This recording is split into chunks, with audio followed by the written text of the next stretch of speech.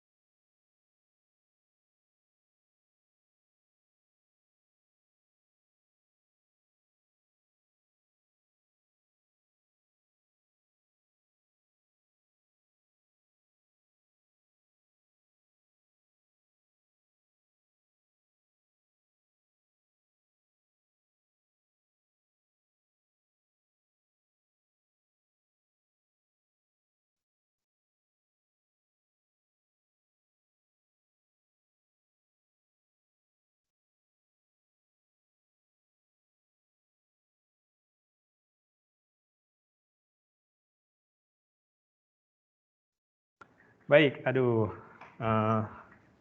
banyak ininya ya, interupsi. Ada lagi. Ya, tas ini Mbak, saya lagi ngajar. Kasih ya Mbak. Oke, kita lanjutkan. Jadi tadi, oh ya, sesudah UTS ya, gimana UTS-nya? Mudah-mudahan bisa ya, apa yang saya berikan mudah-mudahan cukup, barangkali ada satu dua yang sedikit sulit, tapi nggak apa-apa lah itu untuk membedakan siapa yang memang bisa banget, ada yang siapa yang bisa saja. Biasanya sih soal ujian tuh ada yang minimum kompetensinya yang harus bisa gitu. Jadi kalau misalnya 3 soal ya, satu soal bisa itu lulus lah misalnya gitu loh patokannya. Lalu nanti ada yang bisa, ada satu soal lagi bisa berarti dia berhak dapat B, satu soal lagi bisa dia berarti hebat bisa dapat A misalnya gitu ya. Mudah-mudahan banyak yang B lah minimal di kelas ini. Amin. Oke, sesudah UTS kemarin semuanya cerita tentang transistor, kita skip dulu gitu.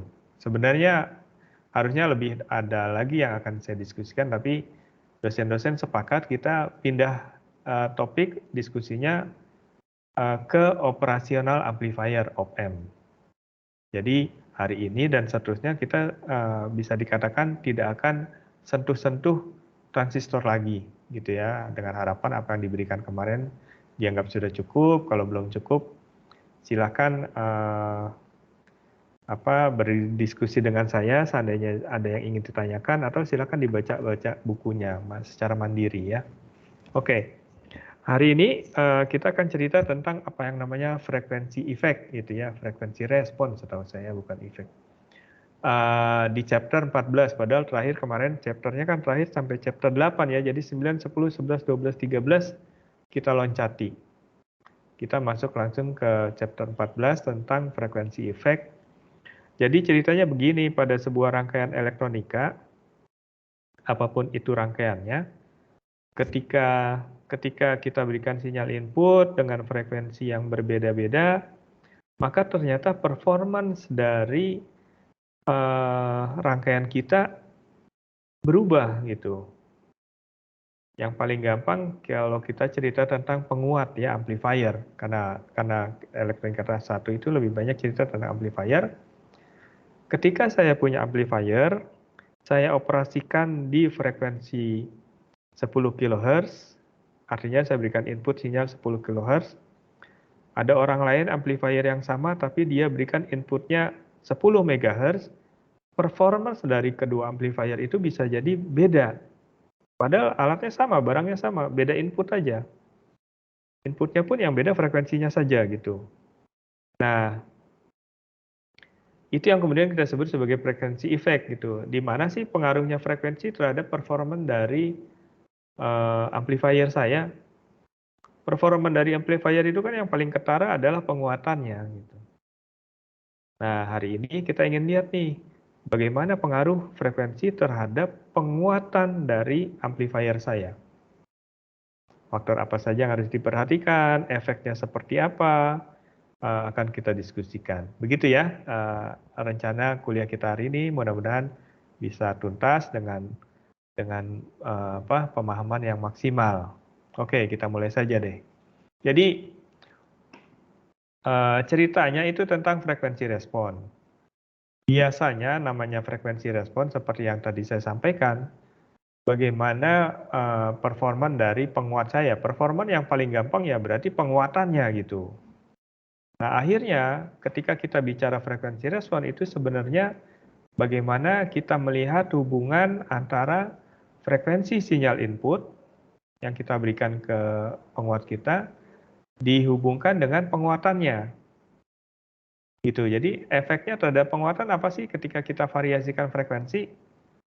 Gitu ya. Nah, kita cerita tentang kurva itu saja lah. Kurva frekuensi versus kurva penguatan versus frekuensi yang kalau digambar, gambarnya ini. Ini adalah penguatannya, ini adalah frekuensinya gitu. Bagaimana responnya? Seperti terlihat di gambar ini gitu ya. Ini adalah daerah middle range frekuensinya. Pada daerah ini, apa yang kita lihat? Pada daerah ini kita akan lihat bahwa penguatan dari amplifier saya konstan. Misalnya 1 kali gitu ya, ini 1 misalnya. Konstan nih di daerah ini. Bagus enggak? Bagus. Karena pada daerah ini kita berikan sinyal dia misalnya ya, berikan dia sinyal 1 kHz, 5 kHz, 10 kHz misalnya sampai 100 kHz, penguatannya sama. Dan memang itu yang kita inginkan gitu. Kita mau berikan frekuensi berapa saja, penguatannya tidak berubah. Nah, ini yang kemudian sebagai daerah middle-nya, daerah tengahnya gitu. Ini yang bagus nih. Gitu ya. Kemudian ada daerah yang mulai turun gitu. Daerah mulai turun, penguatannya seperti ini. Juga di daerah sini, penguatannya mulai turun. Nah, sebenarnya kenapa ya bisa turun gitu? Kenapa frekuensinya mempengaruhi penguatan? Penyebabnya hanya satu, semuanya itu disebabkan oleh apa yang kita sebut sebagai internal kapasitansi. Gitu. Atau boleh juga disebut sebagai kapasitor semu gitu ya. Jadi semua komponen-komponen elektronika yang ada di rangkaian kita itu menyumbang sifat-sifat kapasitor. Apa sifat kapasitor yang kita tahu? Dia akan melewatkan sinyal AC dengan mudah dan menahan sinyal DC itu. Itu kan sifat kapasitor ya. Bayangkan kalau seandainya kita menggunakan frekuensi tinggi, maka seolah-olah saya punya kapasitor yang dihubungkan ke ground. Contohnya ini ya, saya punya kabel gitu, atau jalur di PCB, kemudian ada groundnya, jalurnya satu lagi. Nah, kedua ini kan sudah membentuk kapasitor nih, ingat dulu waktu belajar fisika dasar. Sudah membentuk kapasitor yang ya bersifat kapasitor. Tadi, begitu ada sinyal misalnya dengan frekuensi tinggi lewat, dia akan cenderung lewat ke sini, masuk ke ground. Masuk ke ground itu maknanya ya dibuang, nggak akan keluar. Makin tinggi frekuensinya makin senang lewat sini gitu. Makin tidak sampai ke output gitu. Dan alhasil dapat kurva seperti ini. Seolah-olah penguatannya turun, padahal ya karena si kapasitor itu habis dia gitu. Semuanya terbuang ke ground. Dan kalau digambar jadi seperti ini kurvanya. Ini turun gitu penguatannya. Begitu juga ketika frekuensinya rendah. Frekuensinya rendah kan nggak bisa lewat. Gitu ya, nggak bisa lewat. Ya siapa yang mau dikuatkan, siapa yang mau jadi output, orang nggak ada yang lewat gitu. Karena sifat dari kapasitor menahan frekuensi rendah melewatkan frekuensi tinggi. Gitu ya, itu penyebabnya kenapa terus akhirnya kita punya kurva respon frekuensi seperti ini. Idealnya mau lurus-lurus aja nih, sama gitu sepanjang frekuensi kita operasikan. Penguatannya sama di sepanjang frekuensi, tapi ternyata ada satu saat turun, ada satu saat naik. Baik, sampai di sini ada mau tanya?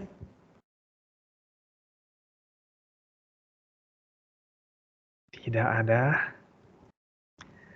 Oke, kalau tidak ada saya lanjutkan. Nah, kita lebih detailkan lagi nih tentang si kurva respon frekuensi tadi, karena memang ceritanya hari ini tentang kurva respon frekuensi. Tadi kan kurvanya begini nih ya. Kemudian ada besaran-besaran ini apa sih Pak? Ini besaran-besarannya nih Pak, gitu ya. Besaran-besaran ini apa? Salah satu utama yang harus menjadi patokan adalah titik ini, yang kemudian kita sebutnya sebagai cut off frekuensi. Titik yang menjadi acuan kapan dia mulai turun penguatannya. Kapan dia mulai tidak dikuatkan sinyalnya pada frekuensi itu. Nah, itu kita sebutnya sebagai cut off frekuensi. Kan kita nanya tuh, penguatannya berapa ya Pak? Penguatannya berapa, frekuensinya berapa ya Pak ketika dia sudah mulai tidak dikuatkan? Ya frekuensi cut off, ya berapa Pak? Gitu. Nah, patokannya si frekuensi cut off itu adalah ketika sinyal outputnya itu nilainya 0,707 kali dari penguatan mula-mula. Gitu. Ketika nilai penguatannya adalah 0,707 dari penguatan mula-mula. Nah, yang mana Pak penguatan mula-mula? Ya yang A itu. Yang di tengah tadi. Yang ini adalah penguatan mula-mula. Nah, nilai itu harus 0,707 dari penguatan mula-mula. Saya ambil kasih contohnya ya. Sebentar saya pasang itu dulu apa. Pena saya dulu.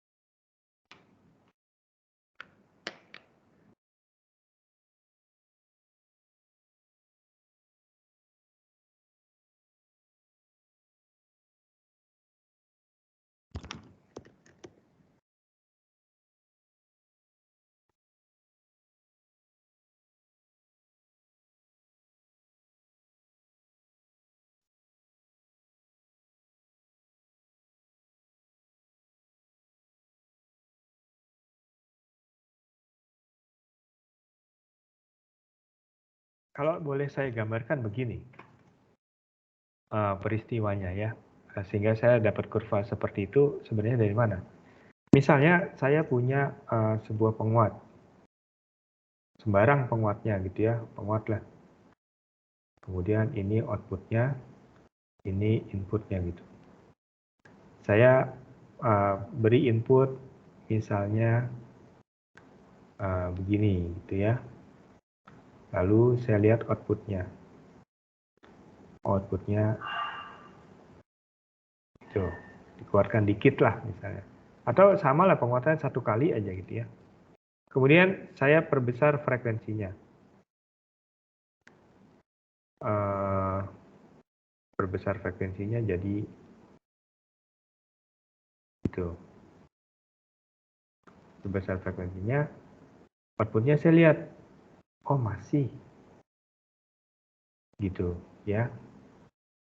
Nah, ketika yang pertama tadi saya berikan input ini, lalu outputnya jadi ini, sebenarnya seolah-olah saya tuh sedang berada di sini gitu. Saya sedang berada di situ tuh, di titik itu frekuensinya. Kemudian ketika saya perbesar frekuensinya, jadi yang ini outputnya ternyata masih aman-aman saja. Nilainya sama dengan yang di atas tadi. Oh, berarti saya mungkin masih di sini nih. Gitu ya, saya masih di situ. Aman-aman saja itu maksud saya amplitudonya masih tidak berubah, sama. Jadi kalau di sini 1 volt, ini keluarnya 1 volt. Ini 1 volt, ini keluarnya 1 volt juga, penguatan 1 lah misalnya gitu. Pada frekuensi yang berbeda. Jadi frekuensi yang rendah ada di sini, saya naikkan jadi ada di sini. Oh sama nih, aman kan gitu. Ya tentu saja dari sini sampai sini bertahap tuh saya naikkan frekuensinya. Saya perbesar terus sampai satu saat tiba-tiba dia mulai turun. Gitu ya.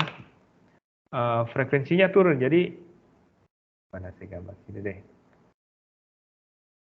Saya berikan frekuensi yang lebih besar gitu ya. Lebih rapat berarti kan. Lebih rapat ternyata outputnya agak kecil. Gitu. Agak kecil. Kalau tadi ini 1, ini minus 1 gitu ya. Ini juga tadi 1, ini tadi minus 1, ini sekarang tidak, ini jadi 0,8 misalnya. Ini minus 0,8 misalnya. Oh, berarti saya sedang ada di sini nih. Saya sedang ada di situ, di titik ini gitu. Ketika frekuensi saya itu tadi, entah berapa lah gitu ya. Sedang ada di situ tuh. Saya perbesar lagi sinyal inputnya. Mana saya pointer saya on. Ketika saya perbesar lagi misalnya kruk-kruk nih frekuensinya udah tinggi gitu ya. Saya perbesar lagi ternyata outputnya lebih kecil lagi. Gitu. Di sini misalnya. Yang nilainya tadi 1, 0,8 ini jadi 0,7. Nah, gitu loh. Ya. Nah, pada saat itu, pada saat outputnya nilainya 0,7 dari output mula-mula, dibandingkan dengan yang ini, itu dibandingkan yang ini, 0,7, maka saat itu saya sedang ada di sini. Sedang ada di sini, kalau saya lihat, maka frekuensi saya pada saat itu kemudian disebut sebagai frekuensi cut off. Seperti yang ditulis di atas. Begitu ya. Jadi itu yang dilakukan orang. Perbesar lagi frekuensinya boleh. Saya perbesar lagi mana? Mana ini saya? Saya perbesar lagi frekuensinya sampai cukup besar gitu, tinggi gitu ya. Tinggi sekali. Outputnya ternyata kecil sekali. Gitu. Hanya 0,2-nya saja. Oh berarti sekarang saya ada di sini. Di titik ini gitu. Pada saat itu frekuensinya adalah ini misalnya. Nah, begitu kira-kira bagaimana orang mendapatkan kurva respon frekuensi ini. Dari eksperimen tuh dicobain. Nah, dari situ akhirnya saya bisa tahu, oh frekuensi cut off-nya dia, ya ini nih. Pada saat saya berikan input dia, frekuensi cut off-nya dapat terjadi ketika outputnya 0,707. Dapat ya, tinggal lihat frekuensinya berapa ya tadi ya. Nah, itu adalah frekuensi cut-off dia. Ini, gitu ya. Sementara ini adalah daerah kerjanya. Begitu pula yang daerah frekuensi rendahnya sama. Saya berikan frekuensi rendah banget di sini. Nggak ada outputnya. Naikkan lagi frekuensinya, naikkan sampai satu saat nilainya 0,707 dari yang normal. Gitu. Kadang-kadang orang buat patokan, ya midbandnya patokannya mana sih? Kalau gitu Pak, patokannya midbandnya ya, kalau saya sudah punya frekuensi cut off, maka midbandnya itu ya mulai dari sini, gitu. Mulai dari sini, dari mana Pak? Itu deh patokannya ketika frekuensinya 10 kali dari frekuensi cut off. Boleh di sini ya. Sampai mana? Sampai ini. Itu adalah 0,1 dari frekuensi cut off yang tertingginya. Maka saya punya patokan udah amannya di sini tuh. Gitu ya. Kadang-kadang juga kita suka ditanya, berapa sih Pak penguatan yang kalau saya berikan frekuensi di sini atau saya berikan frekuensinya di sini, penguatannya berapa Pak? Pakai rumus ini saja. Gitu ya. Saya pasti dapat F1 F2-nya punya ya, frekuensi cut off-nya dikasih tahu pada sebuah op-amp biasanya dikasih tahu, kemudian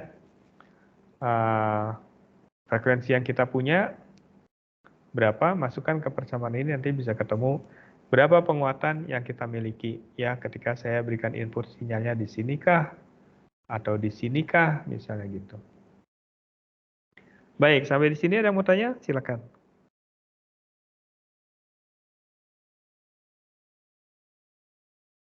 Tidak ada? Oke, kalau tidak ada saya lanjutkan. Tadi adalah untuk sinyal AC pada sinyal DC pada dasarnya sama, tapi karena pada sinyal DC biasanya kita harus bisa melewatkan sinyal dengan frekuensi rendah ya, namanya juga DC gitu ya. Dengan frekuensi rendah harusnya bisa dilewatkan, sehingga kurvanya jadi seperti ini nih respon frekuensinya. Beda ya sedikit, kalau tadi kan ada lekukan di sini, sekarang tidak. Karena DC gitu ya, jadi harusnya dia tetap bisa melewatkan sinyal pada frekuensi rendah. Sama informasinya saya butuh cut off yang nilainya tadi 0,707 kali dari penguatan mula-mulanya.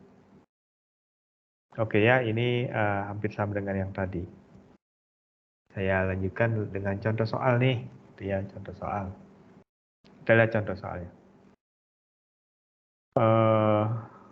Saya punya penguat katanya. Saya punya penguat AC dengan penguatan 200 kali. Penguatnya seperti apa? Terserah gitu. Ada penguat aja pokoknya. Lalu saya berikan inputnya, outputnya di sini. Jadi kasih tahu katanya cut off frekuensinya adalah 20 Hz dan 20 kHz. Oh berarti 20 Hz, 20 kHz di sini. Pertanyaannya, kamu diminta gambar. Bagaimana respon frekuensinya? Ya gambarnya ini. Tapi harusnya sih ini nggak ada dulu. Ini nggak ada ya. Ini jawaban nih, gitu. Bukan soal. Jadi gambarnya ya harusnya berdasarkan informasi ini bahwa frekuensi cut off-nya 20 sampai 20 kHz. Gitu ya. Penguatannya 200 gitu. Jadi harusnya gambarnya gini nih, kalau mau diurutkan gambarnya ya, mengerjakannya. Saya harusnya yang paling gampang kurvanya dulu, sumbunya dulu, ini frekuensi, ini penguatan. Kemudian di sini tadi ada penguatannya 200 ya. Soalnya kan ngasih tahu penguatannya 200, ini. Gitu ya. Kemudian cut off-nya tuh ada dua, ya udah ini saya gambar dulu gini, nanti gitu di 200 datar, terus turun lagi gitu. Cut off-nya mana? Di sini nih cut off-nya. Di frekuensi berapa? 20 katanya. Cut off-nya ada lagi di sini. Di frekuensi berapa? 20 kHz. Nah, gambarnya begini. Lalu cut off-nya berapa penguatannya? Kita harus cari tahu. Ini kan tadi 200 nih. Cut off-nya di sini kan. Berapa penguatan cut off-nya? Penguatan cut off-nya itu terjadi ketika 0,707 dari penguatan mula-mula. Penguatan mula-mulanya 200. Itu. Jadi itu terjadi ketika penguatannya adalah 141 kali. Sehingga saya boleh tulis di sini 141.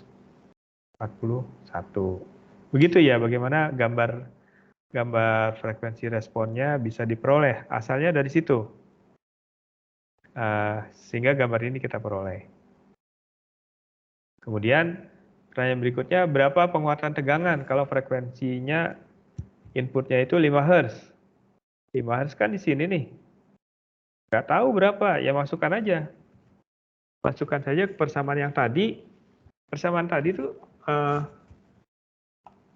yang ini tuh untuk secara umum ya, dari ujung paling kiri sampai ujung paling kanan. Tapi katanya kita bisa dekati misalnya untuk penguatan yang lebih kecil dari frekuensi cut off, kita bisa pakai yang ini, berarti yang penguatan yang di sini nih, gitu.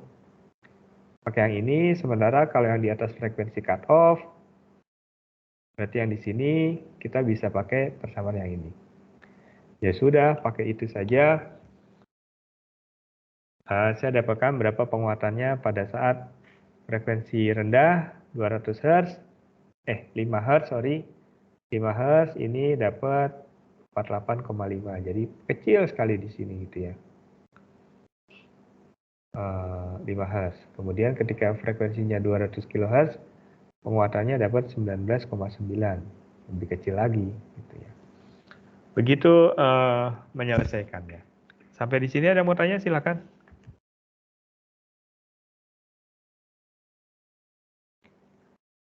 Tidak ada? Oke. Penguatan tadi dinyatakan dalam kali kan ya, 200 kali katanya gitu.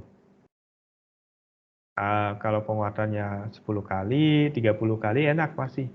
Tapi kan penguatan kadang-kadang dinyatakannya dalam 1000, 10.000 kali misalnya gitu.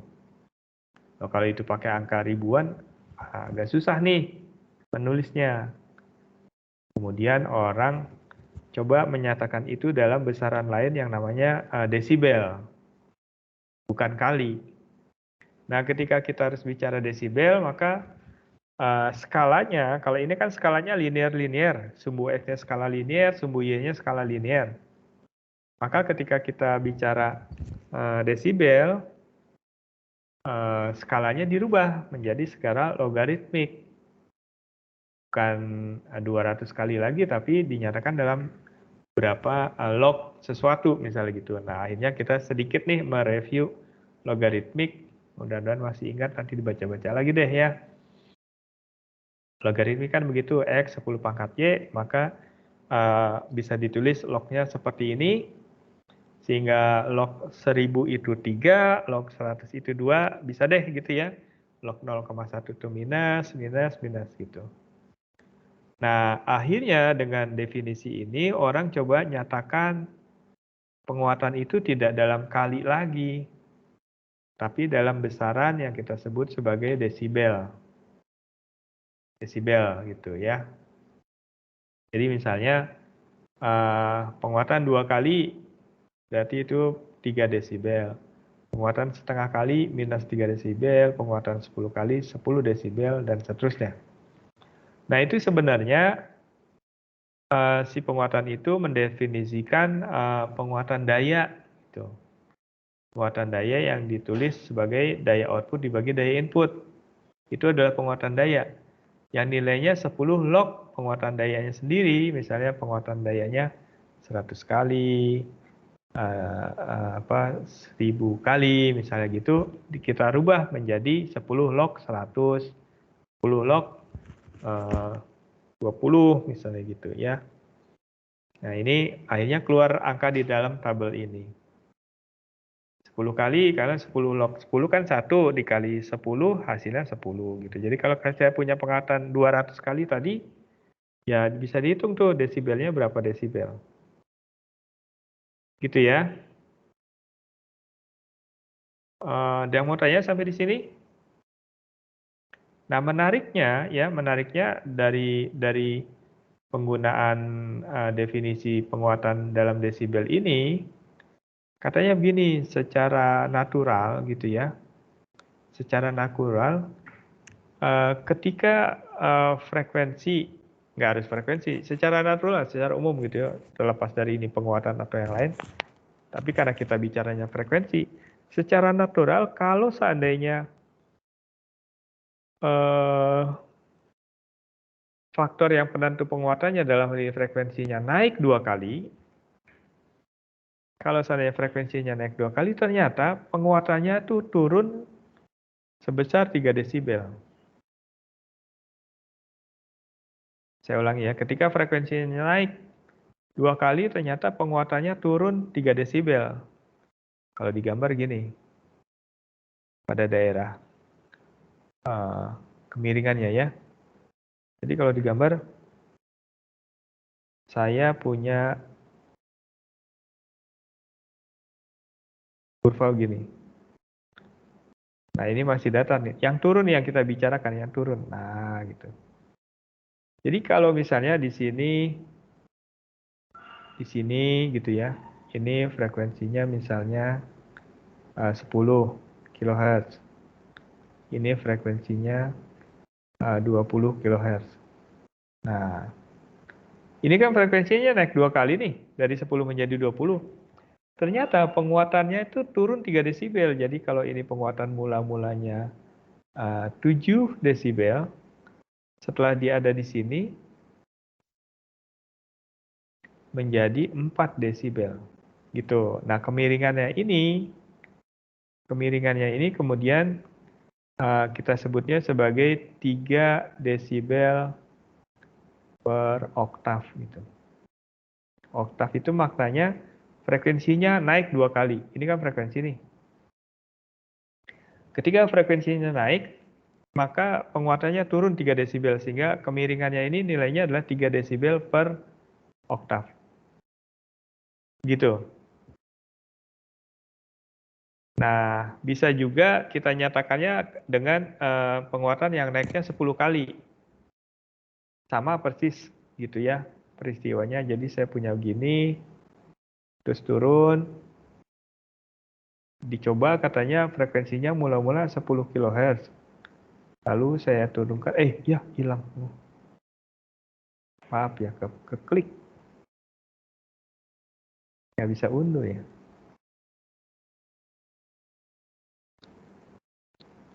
Nah, frekuensinya mula-mula misalnya 10 kHz di sini. Kemudian saya naikkan terus sampai satu saat misalnya di sini frekuensinya jadi 100 kHz. Nah, ternyata penguatannya itu turun sebanyak 10 desibel. Misalnya di sini tadinya 12 desibel, penguatannya nanti akan turun menjadi 2 desibel. Nah, kemiringan ini boleh saya katakan bahwa si penguatannya itu turun 10 desibel per dekade itu. Dekade itu karena ini tadi 10 kilo menjadi 100 kilo. 10 dekade kan 10 ya. Satu dekade berarti 10 tahun. Jadi 10 desibel per dekade itu maknanya ketika frekuensinya saya turunkan 10 kali, maka penguatannya turun 10 desibel, kemiringannya. Baik, sampai di sini ada yang mau tanya sebelum saya lanjutkan?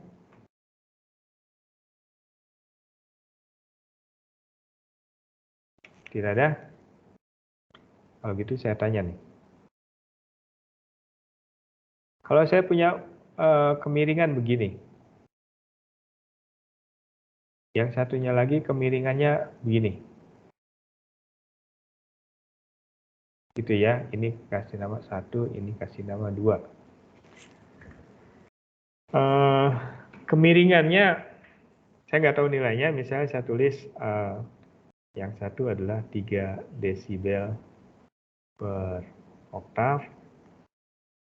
Yang satunya lagi adalah 5 desibel per oktav.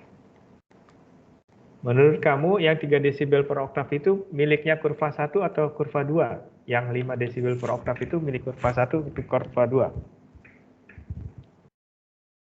Pasti beda nih, karena miringnya beda. Menurut kamu yang 3 desibel deh, yang satu lagi 5 desibel. Yang 3 desibel itu miliknya kurva 1 atau kurva 2? Yang ini, miliknya dia atau dia? Saya ingin tahu pemahaman kamu tentang kemiringan ini. Ayo. Apakah kurva 2, Pak? Oke. Miliknya kurva 2. Ada yang lain? Saron ya, itu dia. Menurut Saron, miliknya kurva 2 nih yang 3. Yang 5 berarti miliknya kurva 1 ya, dengan demikian ya otomatis. Betul ya, jadi yang 2 itu kan lebih landai, maka lebih kecil. Sehingga saya boleh katakan 3 desibel per oktav. Yang ini lebih curam, sehingga boleh katakan ini adalah 5 desibel per oktav. Nah, pemahaman ini akan dipakai nih seterusnya ketika belajar OPM di belakang nanti. Terutama ketika kita diskusi tentang filter. Gitu ya. Oke, berarti saya aman nih. Nanti kalau bicara filter kamu udah tahu maknanya kemiringan itu dinyatakan dalam desibel per oktav. Gitu ya. Baik, saya lanjutkan. Ada yang mau tanya sebelum saya lanjutkan? Kalau tadi itu adalah penguatan dayanya, kita juga bisa dapatkan penguatan tegangan dalam desibel. Penguatan tegangan kan ini, V out per V in. Lalu didefinisikannya katanya kalau dalam desibel ada 20 log V out. Gitu ya. Nah ini contohnya kalau dia penguatan 2 kali menjadi 6 desibel, penguatan setengah jadi ini, dan seterusnya. Nah, menariknya kemiringannya kalau si daya tadi kan 3 desibel dan 10 desibel gitu ya, naturalnya gitu. Tadi kan kemiringannya 3 desibel per oktav dan 10 desibel per dekade. Kalau penguatan tegangan, ternyata kemiringannya adalah 6 desibel per oktav. Ini yang ini. Bahwa setiap penguatannya turun dengan faktor 2 ternyata bukan penguatannya. Setiap frekuensinya turun dengan faktor 2 ternyata penguatannya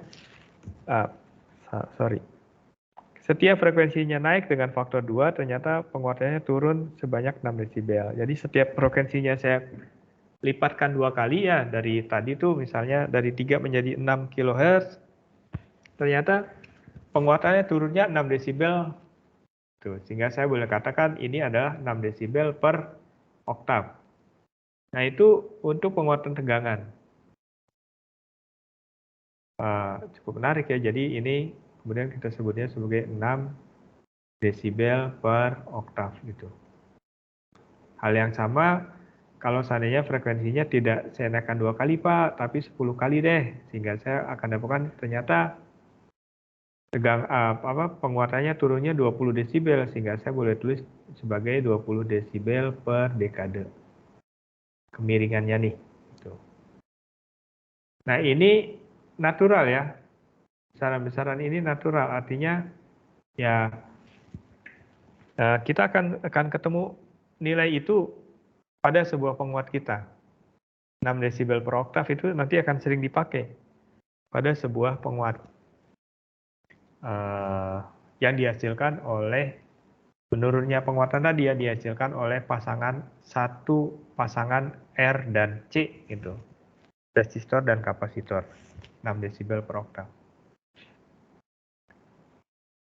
Oke. Ada yang mau tanya sampai di sini sebelum saya lanjutkan? Di bawah sini Saya, Pak. Oke, silakan. Kenapa harus 6 desibel sama 20 desibel, Pak? Yang apa? Yang ini ya, penguatan tegangan. Ya. Itu tadi apa? Ini alam nih gitu ya, natural dia bilangnya gitu. Jadi gini, penyebab turunnya penguatan tadi akibat dari kita naikkan frekuensi adalah kapasitor kan begitu. Penyebabnya kan itu. Kapasitor membuat tegangannya turun. Kapasitornya yang mana Pak? Rangkaiannya membentuk kapasitor. Apapun itu ya, jadi itu kita sebutnya sebagai kapasitor semu. Nah, kapasitor semu itu kemudian diwakili oleh 1C saja gitu ya.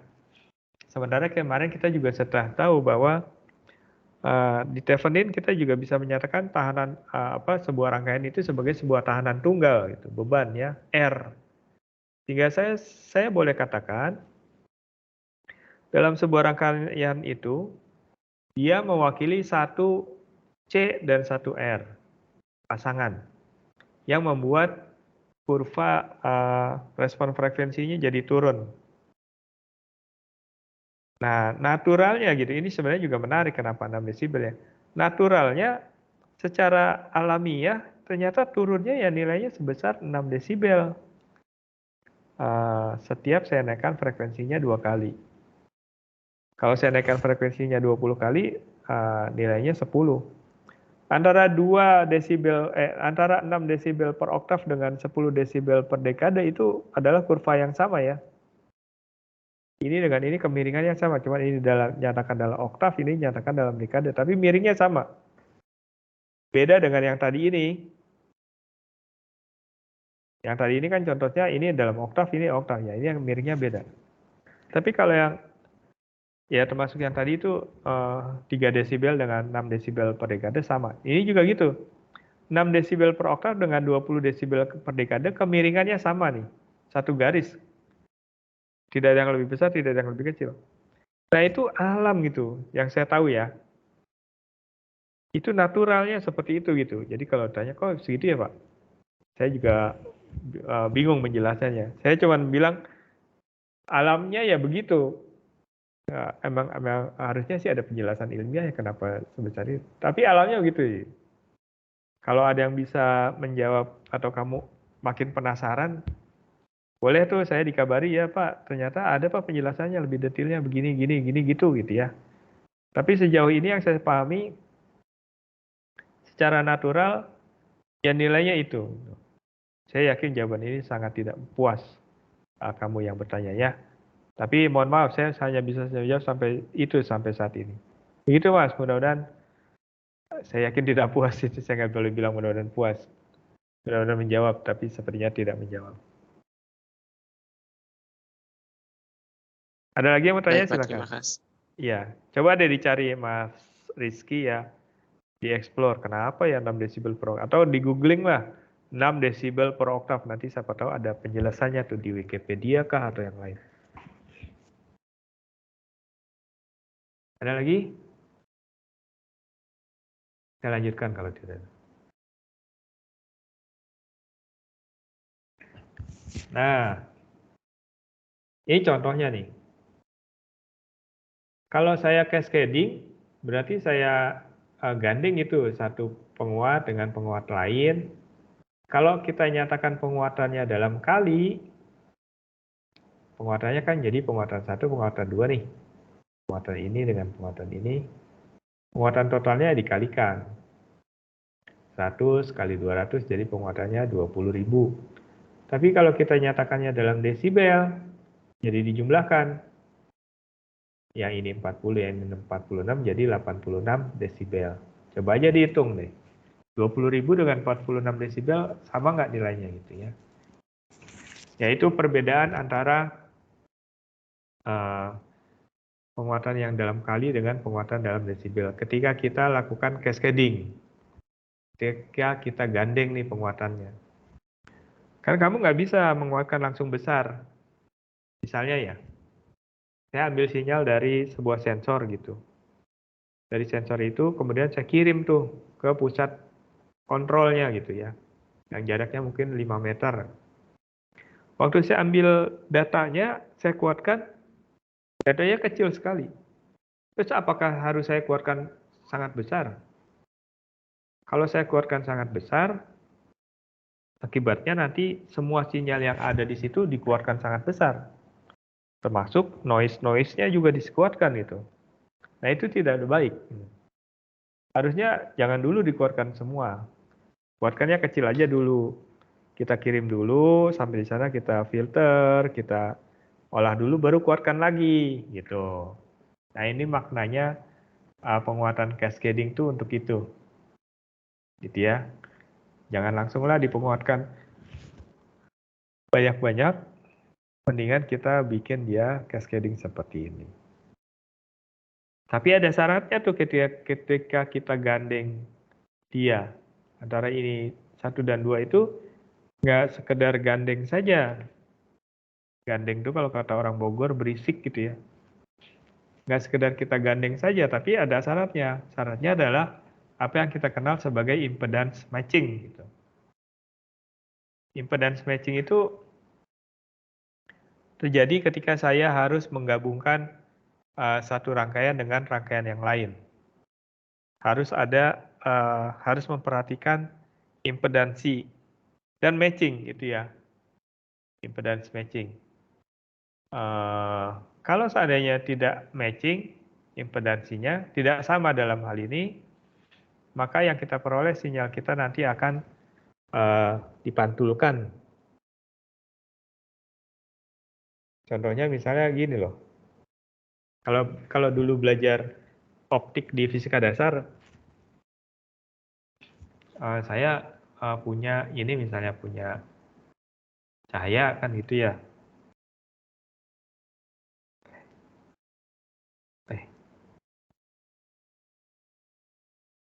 Saya punya medium, ini medium 1, ini medium 2, terus saya ada cahaya datang. Kalau medium 1 dengan medium 2 sama, maka cahaya ini akan lurus-lurus saja. Sama kok. Tapi kalau medium 2 misalnya lebih besar, bisa jadi dia mantul gitu ya. Beloknya pun bisa jadi beloknya agak miring misalnya gitu. Nah, itu bagi cahaya yang kita kenal juga sebenarnya gelombang elektromagnetik. Sebenarnya lebih jauh lagi ceritanya bukan indeks bias, tapi impedans gitu.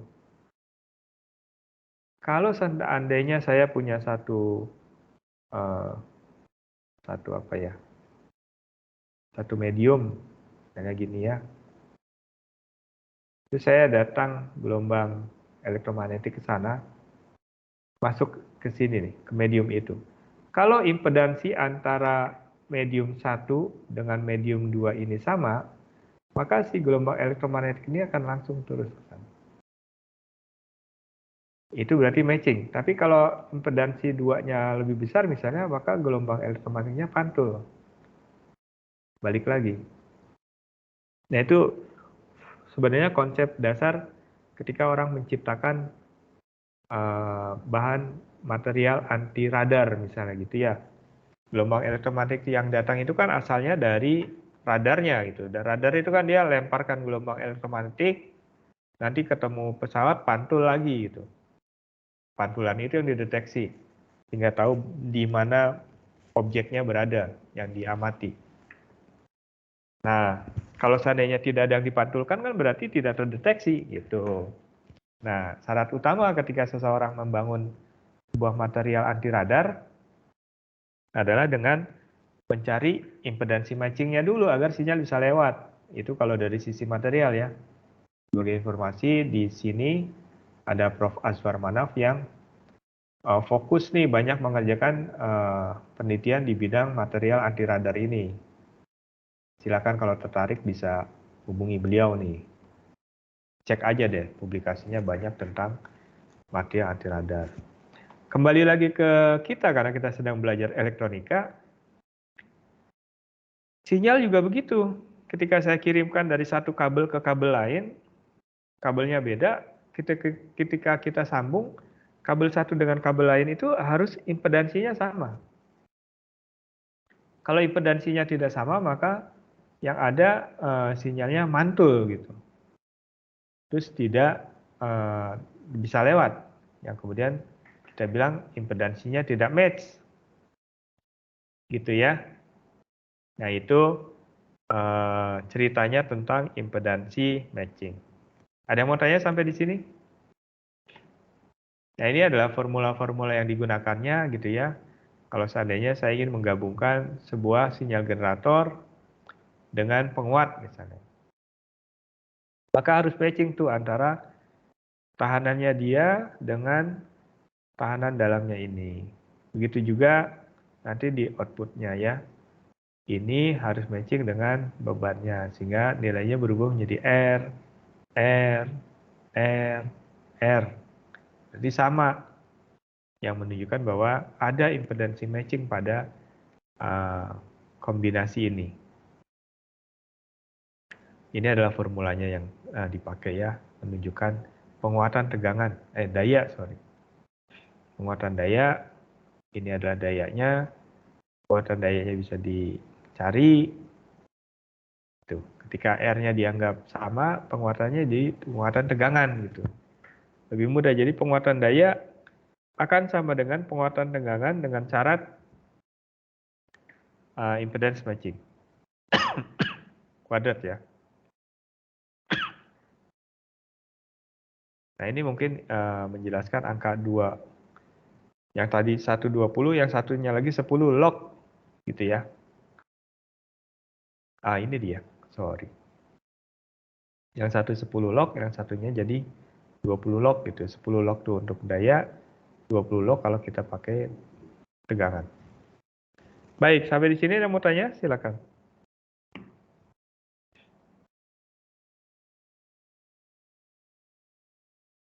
Tidak ada?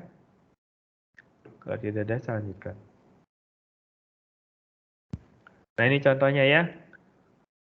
Impedansi matchingnya saya punya 1 tingkat, 2 tingkat, 3 tingkat, kemudian saya gandeng. Ini impedansi matchingnya sudah terlihat. Pertanyaannya sekarang adalah berapa total penguatannya? Penguatannya, kemudian berapa total penguatan daya, penguatan tegangan ya. Kalau dia dalam desibel dijumlahkan saja, ya, dijumlahkan saja dapat angkanya nanti.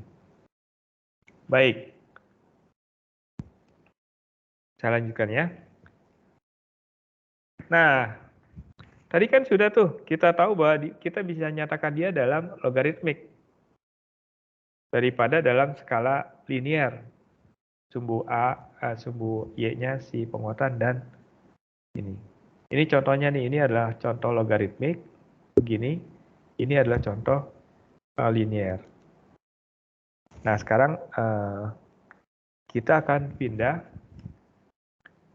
dari skala linear-linear menjadi skala logaritmik linear. Yang kemudian kita sebutnya kurvanya sebagai Bode plot gitu. Ketika saya bicara penguatan dikaitkan dengan frekuensi, maka kurvanya kita biasanya sebut sebagai Bode plot. Gitu ya. Hanya merubah skalanya saja. Oke, bagaimana merubah skalanya?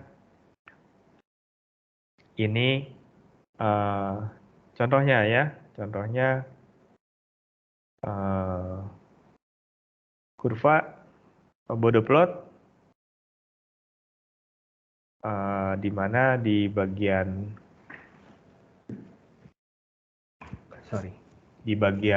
sumbu X-nya skalanya adalah linear, sementara di bagian sumbu Y-nya skalanya adalah logaritmik.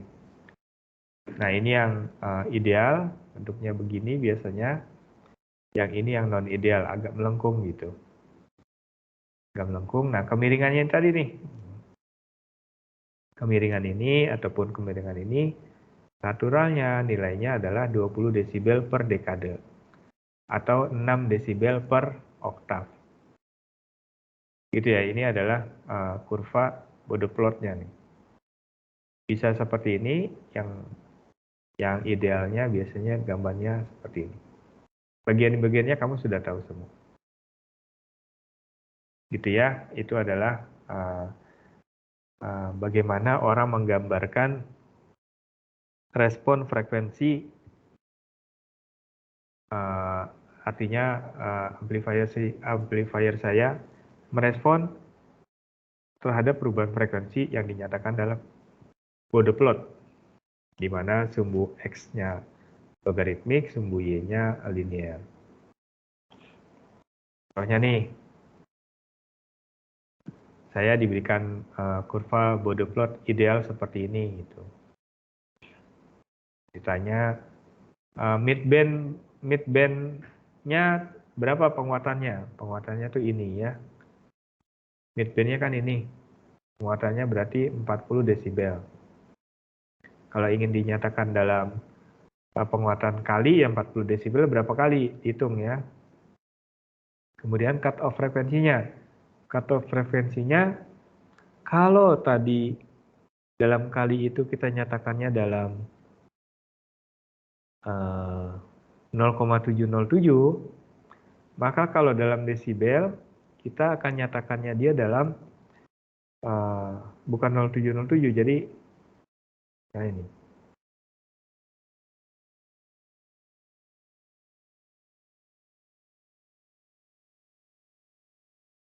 Nah ini berapa sih frekuensi cutoff-nya gitu ya? Tanda tanya.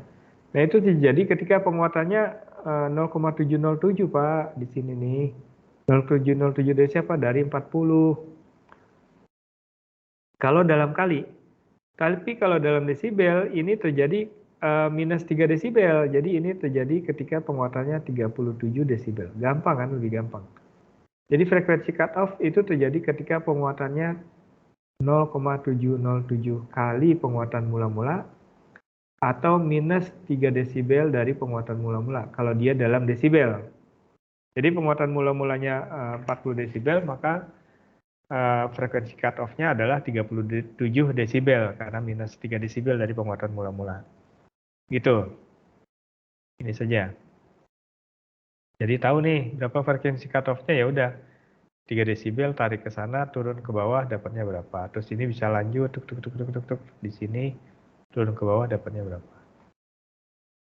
Pada 10 dan 10 MHz berapa penguatan tegangan? 10 Hz mana? Cari di sini. Pakai rumus yang tadi ya.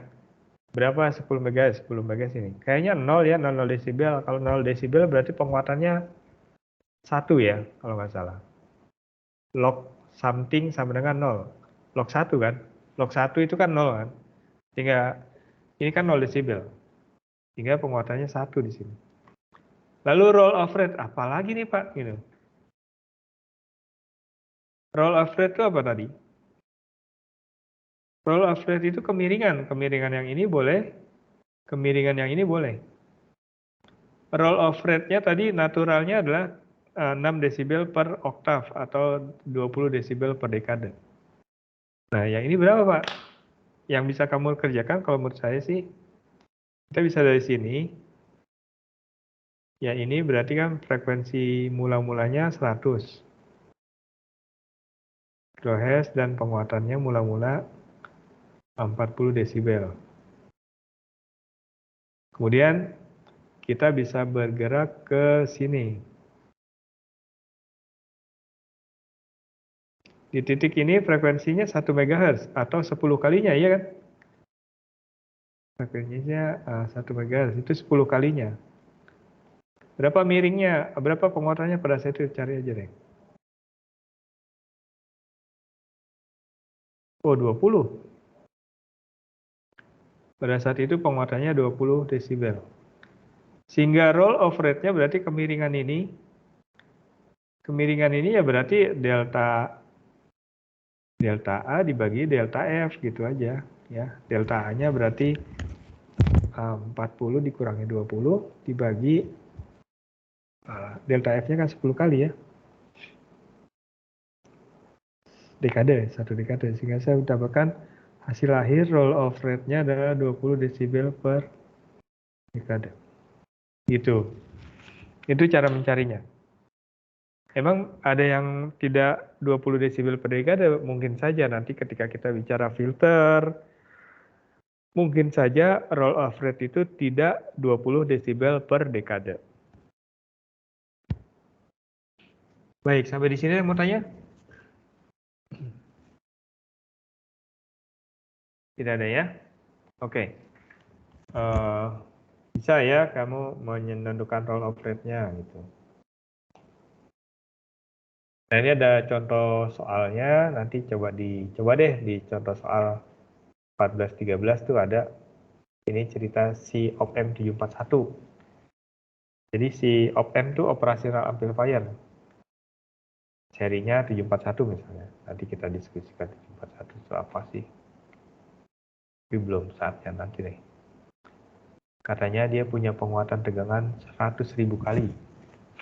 100.000 kali itu berarti 100 desibel. Ya kan? 10 pangkat 5 kali 20, 100. Frekuensi cutoff-nya 10 Hz. Ini nih. Ini kalau diturunkan tuk 10 Hz. Roll of rate-nya berarti kemiringannya 20 desibel per dekade ini. Gambar body plot-nya. Udah gambar dapatnya gini. Jadi kalau digambarkan urutannya ya, bagaimana mereka menggambarnya sehingga dapat itu, kita kerjakan deh. Ini frekuensi, ini penguatan.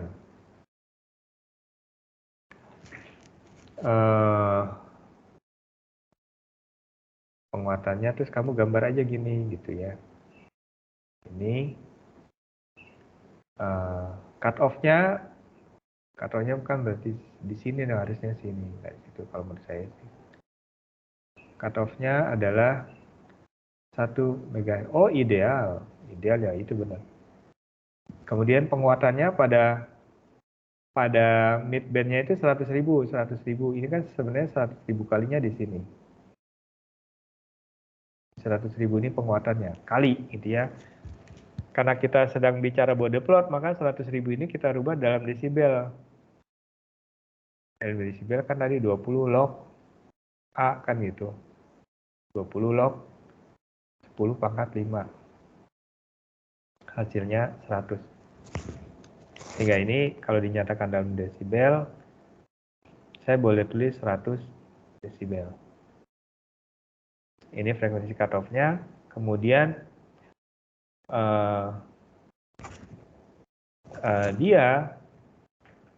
kita harus tahu karena kemiringannya 20 desibel per dekade, kan dikasih tahu tuh di soal ini kemiringannya 20 desibel per dekade. Ditanya berapa penguatannya ketika frekuensinya 1 MHz. Pakai rumus yang tadi ya, yang penguatan tadi yang F per akar itu tadi. Ini penguatan midbandnya, sorry. Nanti ketemu bahwa ternyata pada 1 MHz penguatannya adalah 1 kali. Kalau 1 kali berarti pada saat itu frekuensinya. Pada frekuensi itu maka penguatannya 1 kali itu bisa dinyatakan dalam 0 desibel. Gitu. Atau begini, idealnya kan ini sebenarnya pada saat dia ada di situ, idealnya ini adalah 10 Hz. 10 Hz penguatannya 100 desibel. Karena kemiringannya 20 desibel per dekade, maka ketika dia naik 10 kali, ini naik 10 kali, penguatannya naik 10 kali, frekuensinya naik 10 kali, penguatannya turun 20 desibel. Terus dari sini naikkan lagi 10 kali, dapatnya ini. 1 kHz penguatannya turun 20 desibel lagi, dapatnya 60 desibel, gitu. Begitu seterusnya.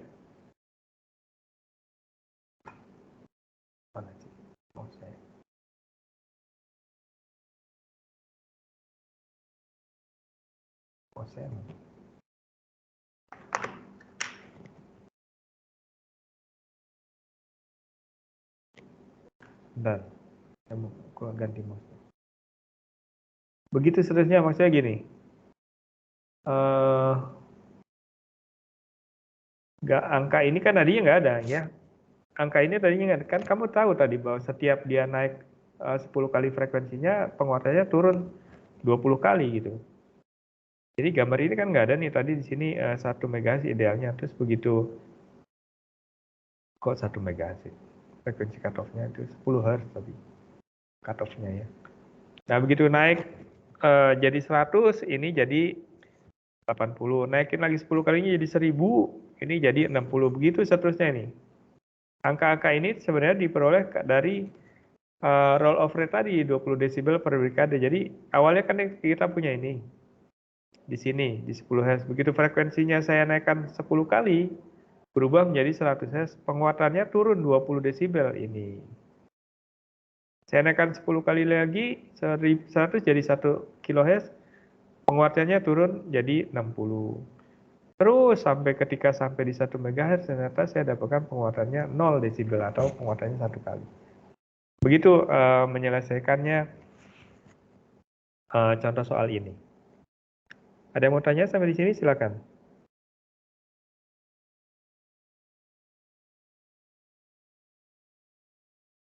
Tidak ada?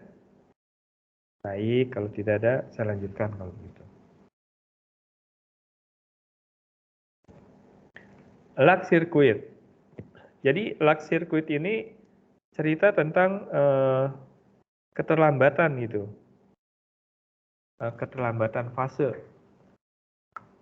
Jadi ketika frekuensi kita makin besar, biasanya nanti akan ada keterlambatan fase dari outputnya. Kenapa bisa begitu ya? Kenapa fasenya bisa terlambat ya? Sebenarnya sih ilustrasinya begini. Misalnya saya adalah amplifier gitu ya. Saya adalah amplifier, kemudian saya menguatkan sinyal. Misalnya saya input saya bilang A, terus saya outputnya. Saya bilang A. Kemudian di sebelah inputnya bilang ABC, saya bilang ABC. Itu frekuensinya masih rendah ya. Terus frekuensi inputnya diperbesar. Bukan ABC lagi, tapi ABC. Oh, lebih cepat kan? Saya mulai ABC, agak sedikit tertinggal gitu. Begitu frekuensinya diperbesar lagi jadi ABC. Nah, saya responnya agak lambat nih. Nah, pada saat itulah saya tertinggal fase gitu. Tertinggal fase dari inputnya. Nah, itu kemudian kita sebut sebagai lock circuit. Ada ketertinggalan fase dari input. Inputnya berubah nggak? Cenderung sih tidak berubah ya. Jadi kalau saya punya sebuah penguat misalnya di sini, saya berikan input, saya berikan outputnya di sini, dia begini misalnya ya, outputnya, inputnya itu, outputnya masih sama. Yang namanya tertinggal fase itu misalnya frekuensinya diperbesar ya. Gini, nah dia responnya agak lama tuh. Beberapa saat kemudian baru dikeluar. Nah, ini kan ada ketertinggalan fase di sini. Geser sedikit. Nah, itu yang disebut dengan lock circuit. Ada ketertinggalan fase. Bagi sebuah sistem yang mengandalkan umpan balik, ketertinggalan fase ini harus diperhatikan. Jangan sampai tertinggal fasenya cukup besar. Misalnya sampai 90 derajat misalnya gitu. Atau sampai 180 derajat malah kebalikan fasenya. Sistem kontrol misalnya gitu ya, fase itu sangat diperhatikan tuh. Jadi pada frekuensi-frekuensi rendah barangkali sifat ketertinggalan fase ini tidak begitu terasa. Akan sangat terasa ketika kita bekerja pada sinyal yang frekuensinya tinggi. Outputnya ada ketertinggalan, begitu kita ingin koreksi dengan memberikan umpan balik, bisa berantakan semuanya. Gitu ya, itu yang kemudian kita sebut sebagai ketertinggalan fase. Rangkaian lock circuit. Ada yang mau tanya? Tidak ada. Oke. Nah, si penguatan tegangan tadi, kalau kita balik lagi ke body plot, bisa juga penguatannya itu lebih kecil gitu ya. Kita bisa nyatakannya seperti ini. Ini samalah dengan yang tadi, cuman ini pada daerah penguatan yang 0,1 gitu ya, 0,2 dan seterusnya. Saya skip saja deh.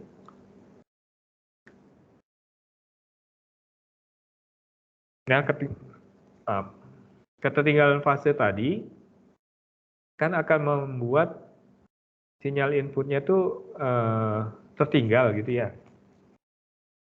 Tertinggal itu jangan sampai terlalu besar ketertinggalan fasenya. Jangan sampai misalnya sampai 90 derajat. Kalau ketertinggalan fasenya sampai 90 derajat, bisa jadi sinyal outputnya itu bentuknya berubah gitu. Bentuknya berubah. Nah, seberapa berubahnya kemudian kita kenal sebagai rise time dari rangkaian saya. Rise time itu begini ya. Ketika saya punya rangkaian sederhana seperti ini, ada baterai, ada saklar, resistor, dan ada kapasitor. Begitu saklarnya saya tutup, gitu ya, sekalian tutup. Pengennya kan kalau di sini 5 volt, outputnya langsung 5 volt. Tapi kenyataannya tidak. Pengennya saya ketika saklar cuk ditutup gitu ya. Ketika saklar ini ditutup nih, kalau itu tutup kan seolah-olah harusnya di resistor ini tiba-tiba ada tegangan gini gitu. 5 volt misalnya. Kenyataannya tidak. Tegangannya tidak gitu, tapi dia akan naik pelan-pelan tak tak tak tak tak tak tak tak baru ke sana gitu. Nah, waktu yang dibutuhkan untuk naik ini yang kemudian kita sebutnya sebagai rise time. Nah, penjelasannya lebih detailnya gambarnya ini lebih enak dilihatnya. Gitu ya. Jadi waktu yang dibutuhkan untuk mengisi kapasitor dulu nih, lagi-lagi kapasitor penyebabnya ya. Kapan itu hitungnya? Katanya rise time itu hitungnya adalah waktu yang dibutuhkan untuk naik tegangan dari 0,1 volt sampai 0,9 volt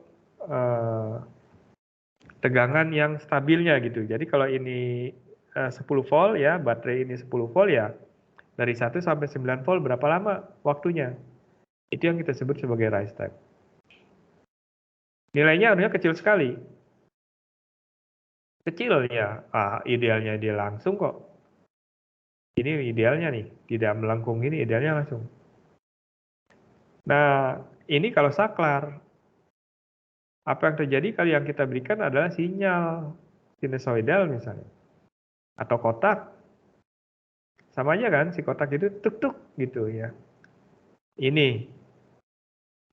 Nah, kalau kotaknya berulang kan jadi begini tuh. Gitu. Akibatnya sinyal output jadi isi dulu gitu. Begitu dia pengen buang, muatannya juga ya entar dulu. Nah, gitu. Akhirnya bentuknya jadi nggak sesuai nih. Beda dengan si sinyal kotak yang di sini. Nah, itu efek dari rise time tadi. Akan terasa ketika frekuensinya tinggi. Makin tinggi frekuensi sinyal input, maka efek rise time itu makin terasa. Kalau sinyal inputnya santai-santai saja ya, bagi si rangkaian keluarnya tetap kotak. 100 Hz gitu, keluarnya tetap kotak di sini. Ketika frekuensinya tinggi, 500 MHz, nah mulai kewalahan tuh dia. Mulai dia bentuknya begini nih. Makin parah kalau bentuknya makin melengkung gitu ya. Kalau frekuensinya makin tinggi, ini bentuknya makin salah saja. Nah, makin gitulah gitu ya. Nah, makin gitu tuh. Nah, kan makin beda. Udah nggak kotak lagi jadinya gitu. Dia kalau ketika frekuensinya makin tinggi itu efek dari rise time tadi, bahwa dia harus mengisi kapasitor dulu. Penyebabnya sekali lagi, penyebabnya adalah si kapasitor. Kalau kotak, kalau sinus,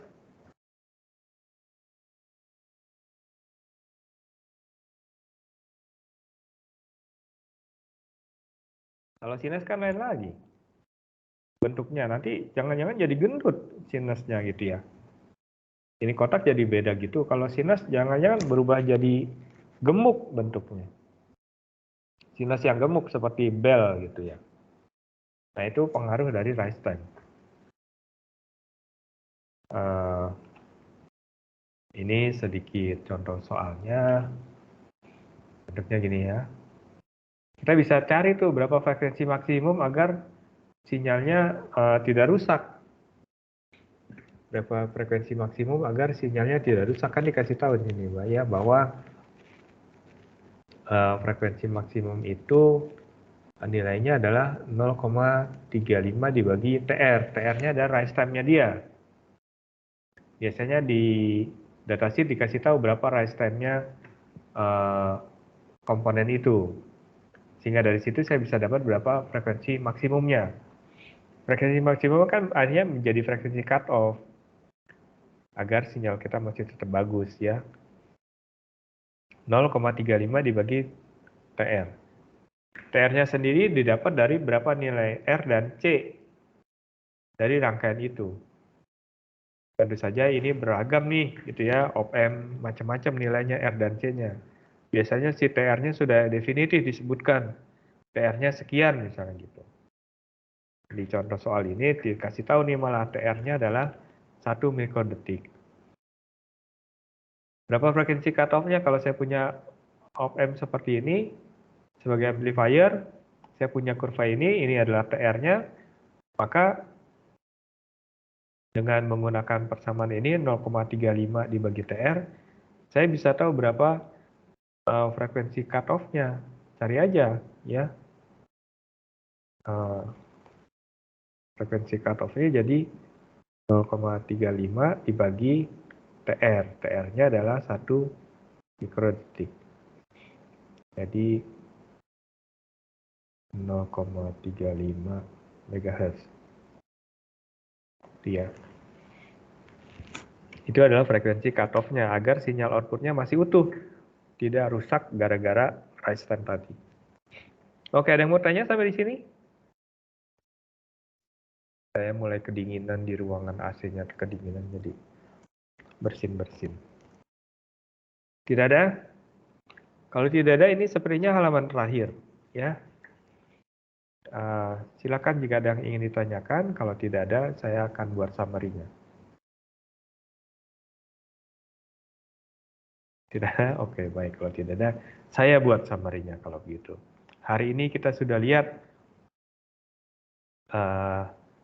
bagaimana respon frekuensi terhadap rangkaian elektronika, ya. Apapun rangkaiannya. Ternyata semua itu disebabkan oleh adanya efek kapasitansi, gitu ya. Ada kapasitor di situ yang memberikan pengaruh menurunnya penguatan tegangan.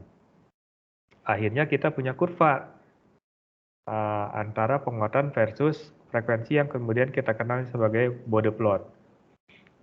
Berapa besar penguatannya pada titik-titik tertentu, kita sudah tahu frekuensi cutoff, tadi sudah kita diskusikan.